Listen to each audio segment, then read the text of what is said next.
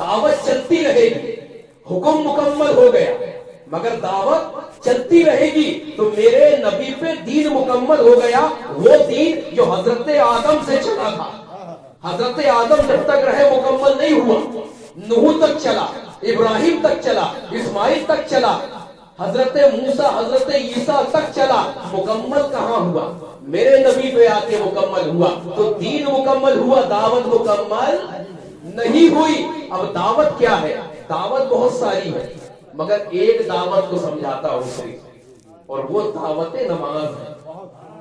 دعوت نماز ہے، یہ بھی تبلیغ دین کا ایک حصہ ہے، یہ بھی تبلیغ دین کا ایک حصہ ہے۔ یہ بتاؤ نماز میں جانے کے لیے دعوت کس چیز کی دی جاتی ہے؟ مؤذن پہلے کھڑے ہو کے اذان دیتا ہے، اسی کو تو دعوت کہتے ہیں۔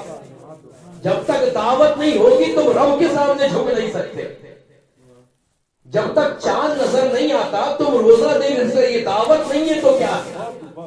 تو پہلے دعوت ہے، اس کے بعد ہر چیز ہے۔ تو یہاں پر مؤذن ہمارے سامنے، اگر بچہ پیدا ہو رہا ہے تو اسے کلمہ نہیں پڑھایا جاتا، اس کے کان میں اذان دی جاتی ہے، یعنی پہلے دین کی دعوت دی جا رہی ہے اور وہاں سے حکم ہو رہا ہے اے بچے تو شعور کو تو پہنچ جا، تو بالغ تو ہو جا، پھر تجھے سمجھ میں آئے گا کہ دین اسلام کیا ہے۔ تو دعوت پہلے دے دی گئی پیدا ہوتے سے، اب اسے سمجھنا کب ہے؟ جب وہ سمجھنے کے لائق ہو جائے، جب وہ سمجھنے کے لائق ہو جائے۔ تو سمجھنے کے لیے رب کائنات نے عمر کی ایک میعاد کو رکھا ہے، عمر کی ایک قید رکھی ہے کہ جب بالغ ہو جاؤ تب سمجھو کہ دین اسلام کیا ہے، مگر دعوت پہلے دے دی گئی ہے، پہلے دعوت کو سمجھو۔ تو مؤذن مسجد میں کھڑا ہوتا ہے اور کیا کہتا ہے؟ اللہ اکبر اللہ اکبر، پھر کہتا ہے اللہ اکبر اللہ اکبر۔ اب دعوت کس چیز کی دے رہا ہے وہ؟ یہاں سے سمجھو، ابھی اذان کو سمجھنے کی کوشش کی ہے، وہ پہلے سمجھا رہا ہے کہ اللہ ہی سب سے بڑا ہے، اللہ ہی عظیم ہے، اللہ ہی برتوں والا ہے۔ تو رب کو تو یہاں پر ایک ہی بار بتانا تھا، ایک ہی بار بتانا تھا اللہ اکبر، بات پہنچ جاتی کہ اللہ بڑا ہے، مگر یہاں 4 مرتبہ مؤذن اللہ اکبر اللہ اکبر اللہ اکبر اللہ اکبر کہہ رہا ہے۔ تو یہاں سے سمجھو کہ اے لوگو میرے نبی پہ دین مکمل ہو گیا، مگر اذان کو سمجھو، میں نے ایک مرتبہ میں کام نہیں کیا، 4 مرتبہ میرا نام لے کر بتایا کہ دعوت چلتی رہے گی، اور پھر ایک وقت میں نہیں، دن میں 5 مرتبہ رکھ دیا، اور اول بھی رکھ دیا آخر بھی رکھ دیا۔ تو یہاں سے سمجھو کہ ابتدائی اللہ اکبر ہے اور انتہائی اللہ اکبر ہے، ابتدائی اللہ اکبر ہے اور انتہائی اللہ اکبر ہے۔ تو یہاں سے سمجھو اے میرے بندو اللہ اکبر، کہ جس رب کی وحدانیت کا اقرار میرے نبی نے کرایا تھا، جب تم سورج کو دیکھو گے تو پھر اسے خدا نہیں سمجھو گے، اسے سمجھو گے یہ معبود کی بنائی ہوئی چیز ہے۔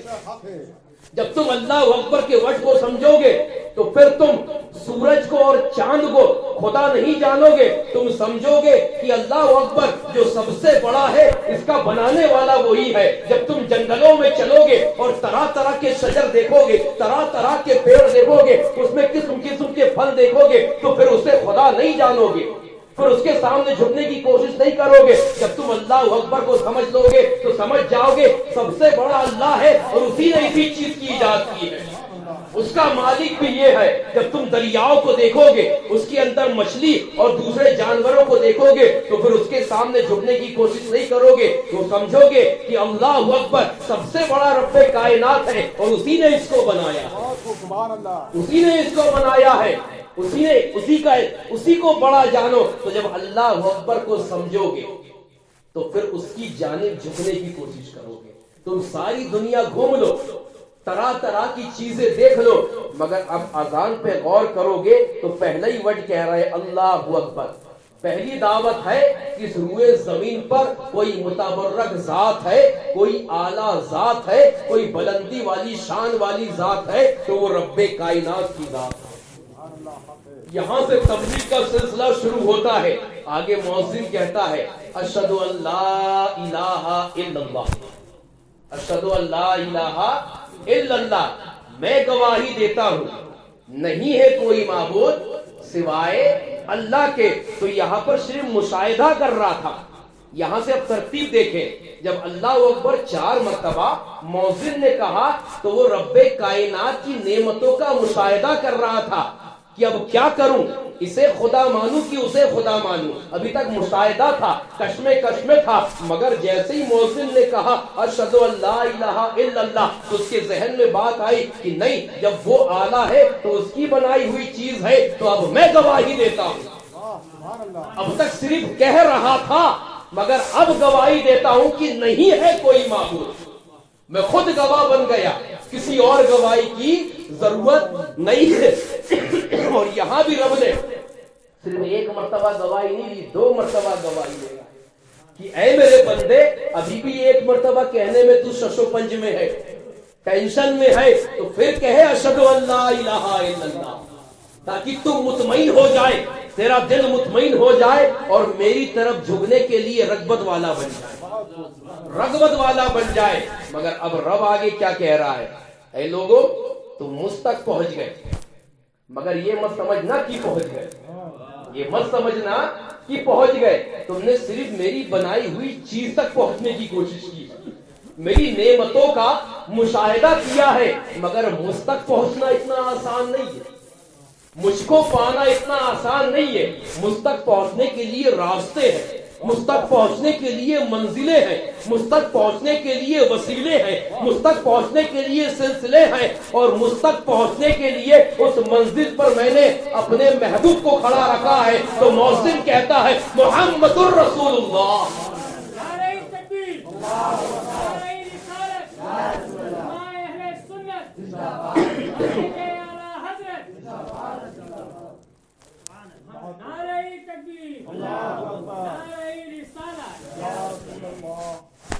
صرف میری نعمتوں کا مشاہدہ کر سکتے ہو, مجھ تک پہنچنا آسان نہیں ہے. اب مجھ تک پہنچنا ہوگا تو میری ربوبیت کا اقرار کر لیا, مجھے پہچاننے کی کوشش کر لی, اب میرے محبوب کی رسالت کا اقرار کرو, اسے پہچاننے کی کوشش کرو, وہ ذات بابرکت کیسی ہے اسے جاننے کی کوشش کرو. جب تم اسے جان لو گے اور اس کا دامن تھام لو گے, اس کے نقشے قدم پہ چلنے لگو گے, اور اس کی دعوت کو ایکسپٹ کر کے, قابل قبول کر کے جب اس کے ہو جاؤ گے, پھر میرا محبوب تمہیں منزلیں طے کرا دے گا, راستے طے کرا کے مجھ تک پہنچا دے گا. تو مؤذن کہتا ہے محمد اشہد ان, کہ میں گواہی دیتا ہوں, میں گواہی. اب یہاں رسالت کا اقرار ہو رہا ہے, اشہد ان محمد رسول اللہ, کہ میں گواہی دیتا ہوں نہیں ہے کوئی معبود سوائے اللہ کے. تو یہاں جس طریقے سے 2 مرتبہ گواہی رب کے لیے دیا, رب نے 2 مرتبہ پھر اپنے محبوب کے لیے رسالت کی گواہی رکھی کہ ابھی بھی اگر تیرا دل مطمئن نہیں ہوا ہے تو اے بندے پھر 1 مرتبہ کہے اشہد ان محمد رسول اللہ, اشہد ان محمد رسول اللہ. اب جب تو مکمل دین میں شامل ہو گیا, دعوت کو ایکسپٹ کر لیا, اب تیرے اوپر حکم لگتا ہے حیا علی الصلاۃ.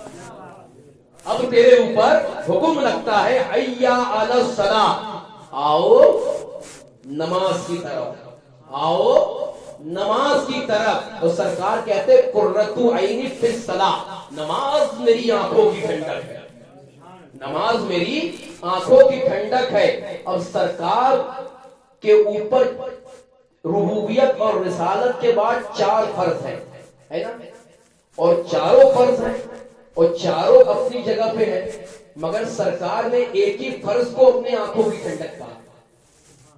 توجہ دینا, سرکار نے یہ نہیں فرمایا قرۃ عینی فی الصوم, کہ روزہ میرے آنکھوں کی ٹھنڈک ہے, یا سرکار نے یہ نہیں فرمایا قرۃ عینی فی الزکاۃ, زکات میرے آنکھوں کی ٹھنڈک ہے, یا سرکار نے یہ نہیں فرمایا قرۃ عینی فی الحج, کہ حج میرے آنکھوں کی ٹھنڈک ہے. نہیں, کیا فرمایا قرۃ عینی فی الصلاۃ. تو اس کا راز بھی اسی اذان کے اندر چھپا ہے, اس کا راز بھی, اور راز اس لیے میرے سرکار نے صرف ایک فرض کو بولا قرۃ عینی فی الصلاۃ. اب اگر آپ ایام حج لے لیں تو سال میں 1 مرتبہ 5 دن کے لیے, کتنے دن کے لیے؟ ایام حج صرف 5 days. کتنے دن ہوتے ہیں؟ اتنے دن میں حج ہوتا ہے. اگر آپ روزے کو لے لے تو 30 دن 1 مہینہ, باقی 11 مہینے روزے نہیں ہے فرض. ہاں نفل رکھ سکتے ہو وہ الگ بات ہے. زکات کا مسئلہ ایسا ہے کہ رمضان میں سال میں 1 مرتبہ آپ کو کبھی نہ کبھی نکالنا ہے, تو لوگ رمضان میں نکالتے ہیں تاکہ ثواب 1 کا 70 مل جائے. تو یہ بھی سال میں 1 مرتبہ. اگر میرے سرکار کہہ دیتے قرۃ عینی فی الحج, تو سال میں 5 مرتبہ میرے سرکار کی آنکھوں کو ٹھنڈک ملتی. سال میں 5 دن بس. اگر سرکار کہہ دیتے قرۃ عینی فی الزکاۃ, تو بندہ جس وقت زکات ادا کرتا اس وقت میرے سرکار کی آنکھوں کو ٹھنڈک ملتی. یا پھر سرکار دو عالم صلی اللہ علیہ وسلم کہتے قرۃ عینی فی الصوم, تو 1 مہینہ روزہ رہتا میرے سرکار کی آنکھوں کو 1 مہینہ ٹھنڈک ملتی. مگر قربان جاؤ سرکار دو عالم صلی اللہ علیہ وسلم کے اوپر چاروں فرضوں میں کسی کو چنا تو قرۃ عینی فی الصلاۃ, کی نماز میرے آنکھوں کی ٹھنڈک ہے. اب نماز میں اذان کو رب کائنات نے ایسی ترتیب سے رکھا ہے کہ 24 گھنٹے اذان پوری دنیا میں ہوتی رہتی ہے. انڈونیشیا سے فجر کی اذان چلتی ہے تو سب سے پہلے انڈونیشیا میں ہوتی ہے, وہاں سے چلتے ہوئے وہ افغانستان پاکستان ہوتے ہوئے انڈیا آتی ہے, انڈیا سے وہ ہالینڈ انگلینڈ ہوتے ہوئے امریکہ جاتی ہے, اور جب امریکہ میں فجر کی اذان ہوتی رہتی ہے تو اس وقت انڈونیشیا میں ظہر کی اذان ہونے لگتی ہے. اس ترتیب سے رب کائنات نے دنیا کا نظام بنایا ہے کہ 24 گھنٹے اذان ہوتی رہے گی. اذان میں رب کائنات کی ربوبیت کا اقرار ہوتا رہے گا, نبی کی رسالت کا اقرار ہوتا رہے گا, نماز کی دعوت ملتی رہے گی, کامیابی کا فلسفہ ملتا رہے گا, رب کائنات کی بلندی عروجیت اور اس کے اعلیٰ مقام کا پتہ ملتا رہے گا. تو رب کائنات نے ایسا نظام بنایا کہ 24 گھنٹے اس دنیا میں نماز اذان کو رکھ دیا اور اذان کے بعد نماز کو رکھ دیا, تاکہ جب میرا بندہ نماز پڑھتا رہے, اذان دیتا رہے اور میری عبادت میں لگا رہے, میرے نبی کی آنکھوں کو ٹھنڈک ملتی ہے.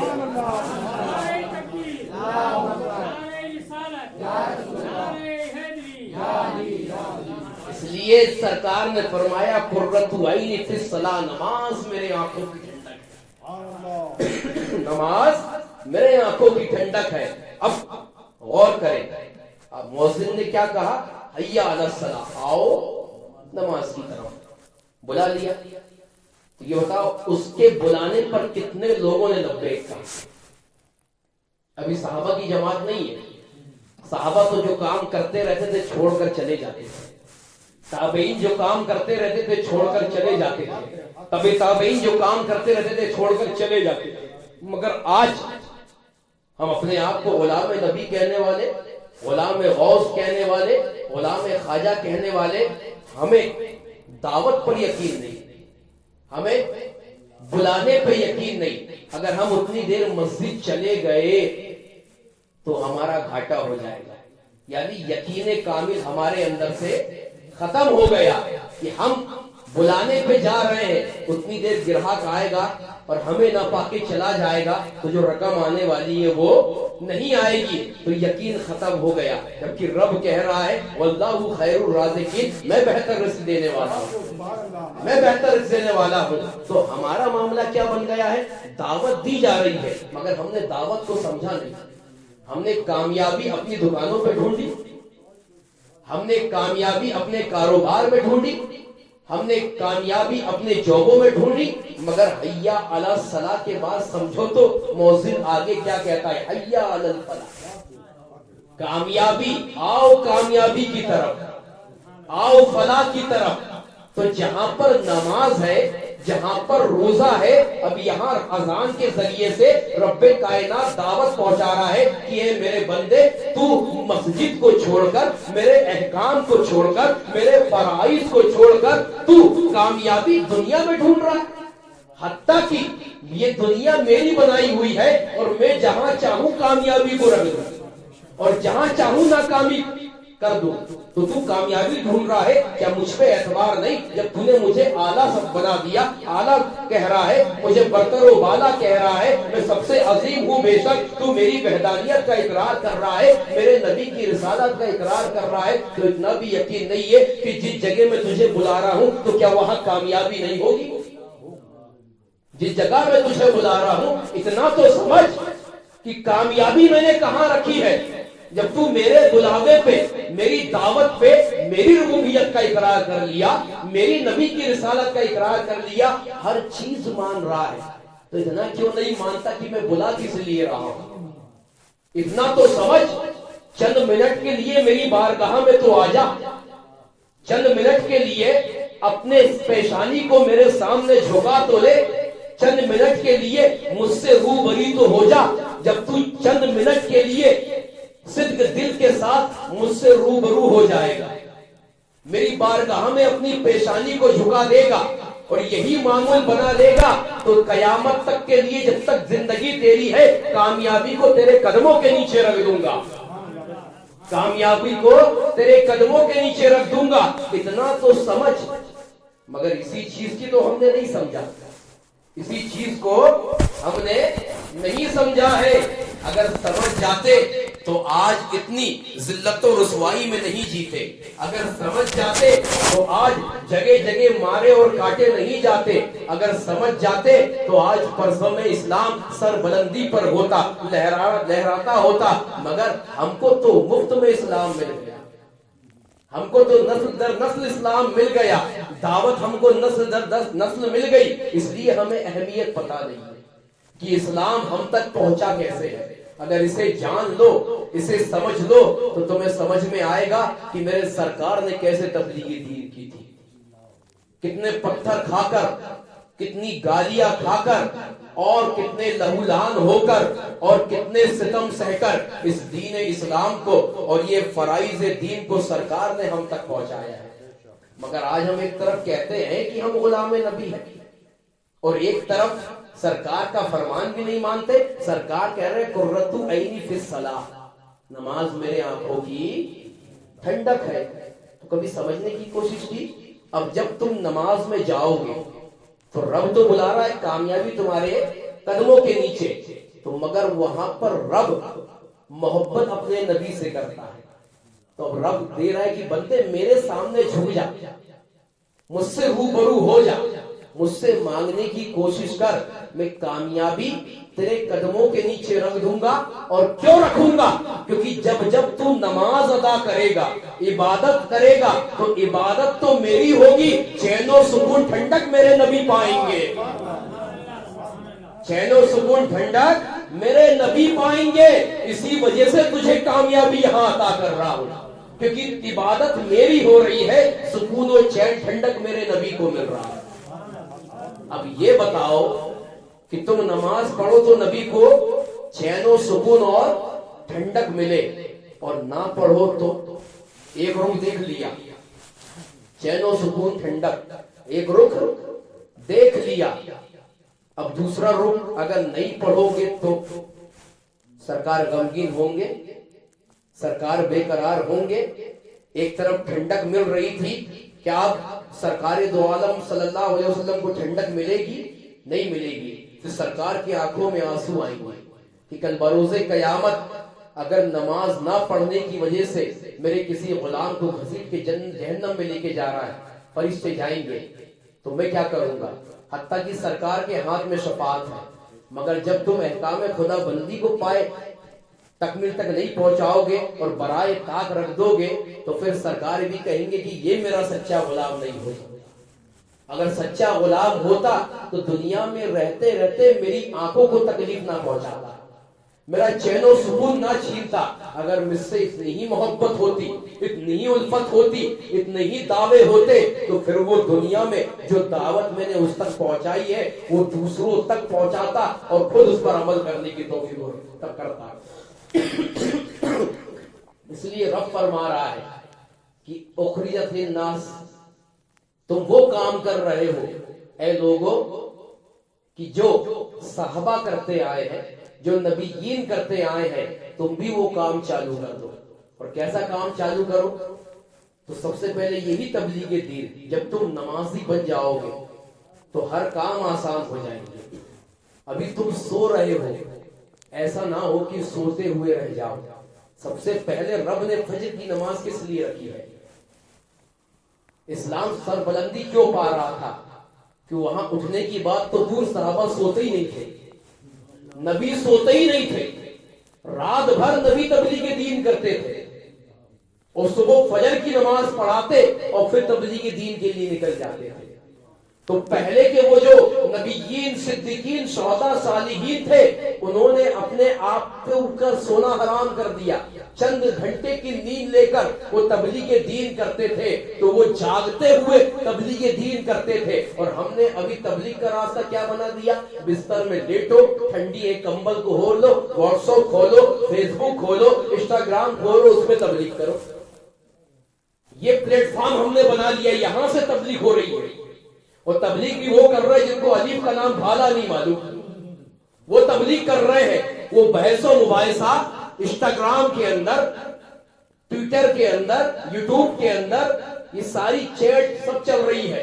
اور بس وہیں سے دعوت بھی وہیں سے ہوتی ہے. اور صبح اٹھنا ہے، فجر کی نماز پڑھنا ہے، وہ دعوت بھی موبائل میں، نماز بھی موبائل میں. آپ اپنا صبح شام دن رات ہر منٹ ہم نے موبائل کو بنا لیا. ہر دعوت وہی ہو رہی ہے.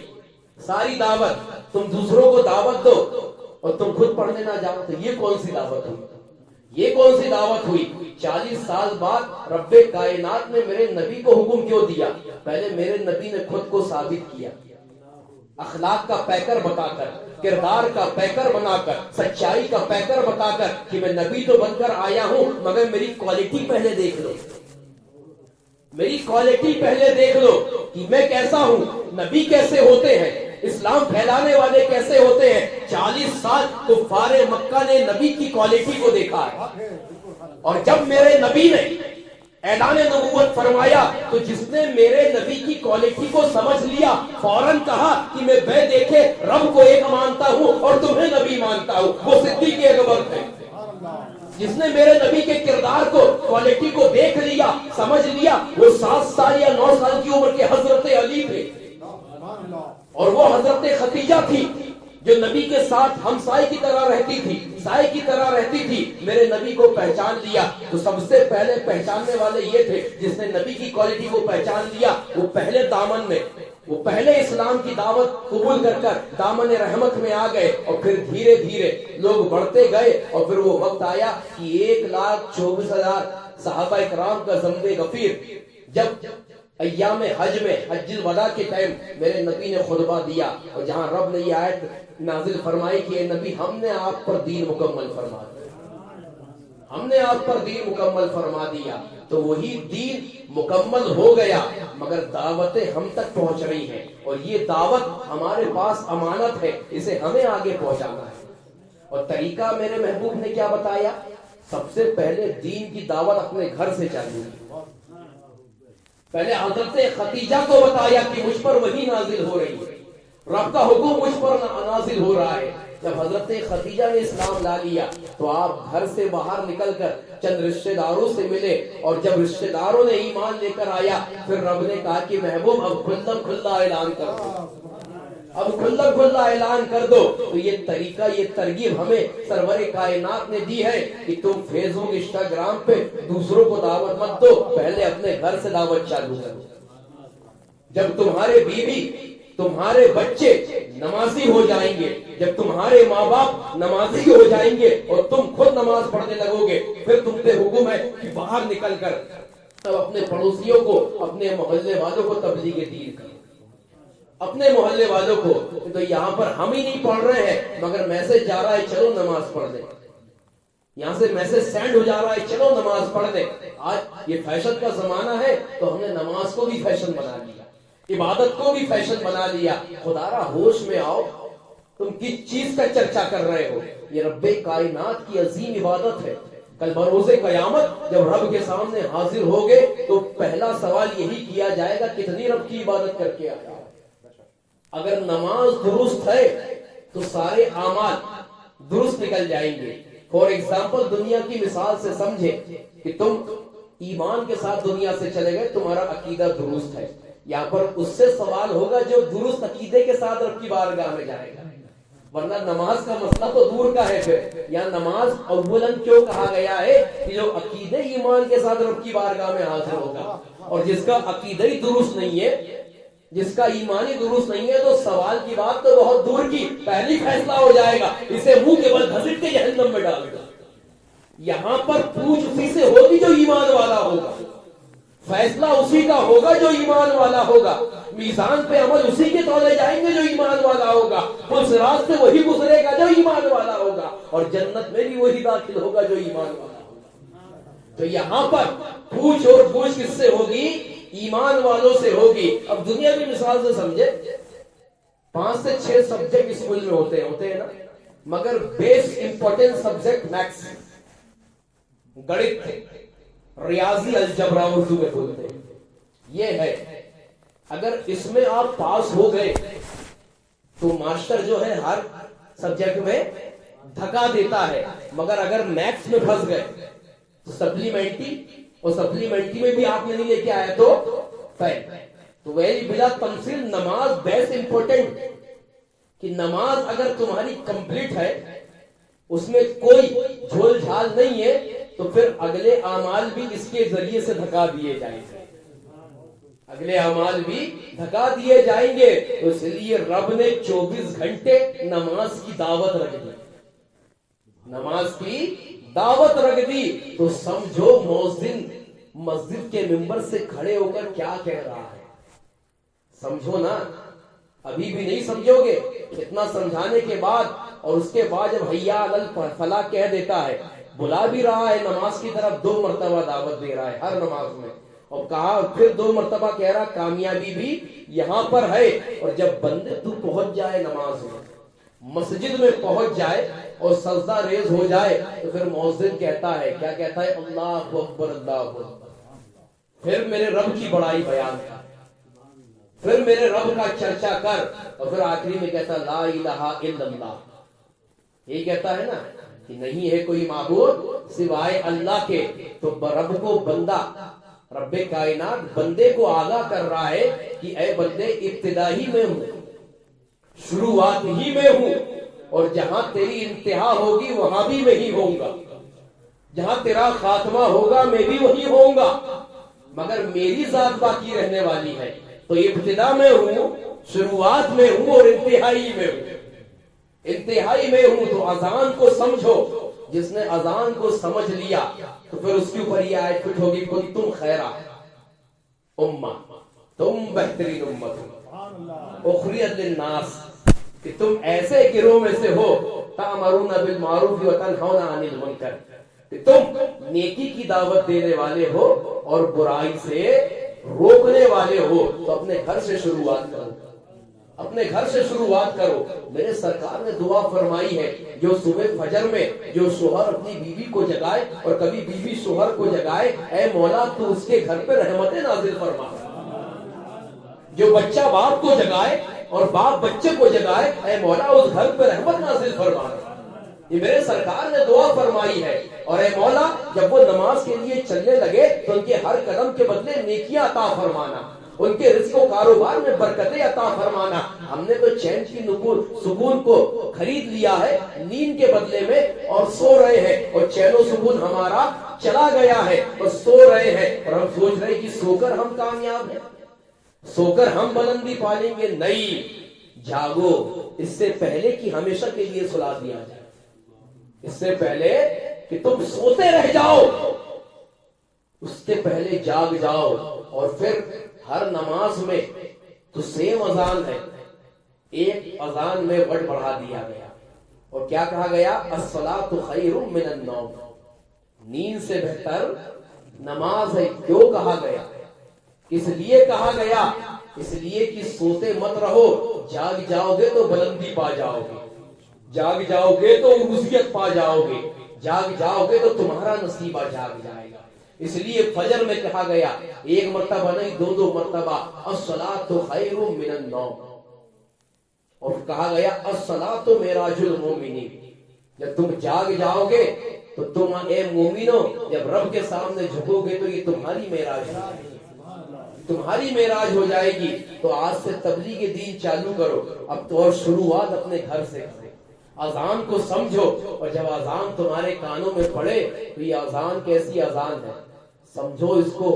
آج سمجھ گئے ہو تو قسم خدا کی جتنے یہاں آئے ہیں اب مسجد کی طرف قدم نہیں رکیں گے جب اذان کی آواز پڑے گی. اب تک صرف ہم اذان کو سنتے تھے, آج سمجھا ہے نا اذان کو.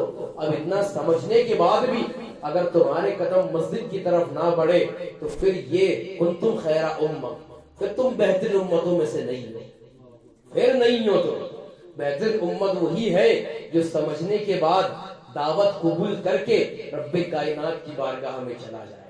اللہ تبارک و تعالی ہم تمام کو کہنے سننے سے زیادہ عمل کی توفیق و رفیق عطا فرمائے. یہ قصہ لطیف ابھی ناتمام ہے, جو کچھ بیان ہوا آغاز باب تھا. استغفر اللہ ربی من کل ذنب و اتوب الیہ.